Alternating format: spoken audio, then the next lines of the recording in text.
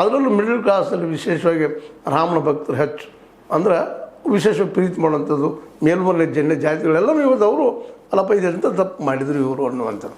ಹೀಗಾಗಿ ಇವತ್ತು ಅನೇಕ ಈ ಬಿ ಜೆ ಪಿಯನ್ನು ಬಲ್ಲಂತಹ ತಿಳ್ಕೊಂಡಂಥ ಅನೇಕ 40-50 ವರ್ಷ ನೋಡ್ಕೊಂಡು ಬಂದಂಥವ್ರು ಅವ್ರು ಸಹಿತ ಇವತ್ತು ಒಪ್ಪಿಕೊಳ್ತಾ ಇದ್ದಾರೆ. ಇಲ್ಲ ಈ ಸಲ ಮಾತ್ರ ಬಿ ಜೆ ಪಿಗೆ ಮತ್ತು ಆರ್ ಎಸ್ ಎಸ್ಗೆ ದೊಡ್ಡ ಹೊಡೆದು ಬೀಳ್ತದೆ, ಇಷ್ಟೆಲ್ಲ ಇವ್ರನ್ನ ಎನ್ಕ್ವೈರಿ ಮಾಡಿಸ್ಬೇಕಾಗಿತ್ತು, ಜೈಲಿಗೆ ಕಳಿಸ್ಬೇಕಾಗಿತ್ತು.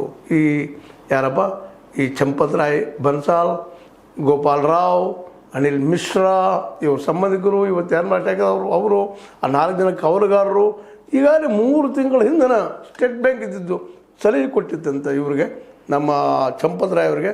ಇಲ್ಲ ದುಡ್ಡಿನ ಬಂಗಾರದ ವಜ್ರ ವೈಡೂರದ ಗದ್ದಲ ಆಗ್ತಾಯಿದೆ ಅಂತೇಳಿ ಆದರೂ ಅದನ್ನು ಕಾಳಜಿಯಿಂದ ನಿರ್ವಹಿಸಿರಲಿಲ್ಲ ಅನ್ನುವಂಥ ಮಾತನ್ನು ಈ ಸಂದರ್ಭದಲ್ಲಿ ಮಾತಾಡಿದ್ರೆ ಇವತ್ತಿನ ಒಂದು ದೊಡ್ಡ ಸಾವಿರಾರು ಕೋಟಿ ರೂಪಾಯಿ ಅವ್ಯವಹಾರ ಆಗೋದಕ್ಕೆ ಸ್ವತಃ ಚಂಪತ್ ರಾಯರು ಕಾರಣರು, ಅವ್ರ ಜೊತೆಗಾರರು ಕಾರಣರು, ಅವ್ರ ಸೇವಕರ ಕಾರಣರು.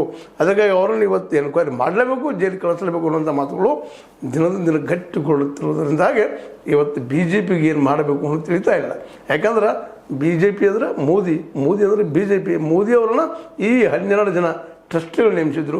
ಮೊದಲು ಟ್ರಸ್ಟ್ ಡಿಸಾಲ್ವ್ ಮಾಡಿರಿ ಅನ್ನೋ ಮಾತು ಕೇಳ್ತಾ ಇದ್ದಾರೆ.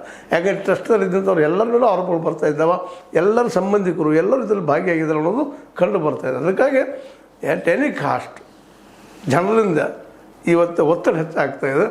ಈ ಒಂದು ರಾಮನ ಹುಂಡಿಯನ್ನು ಕದ್ದವರು, ರಾಮನ ಬಂಗಾರ ಕದ್ದ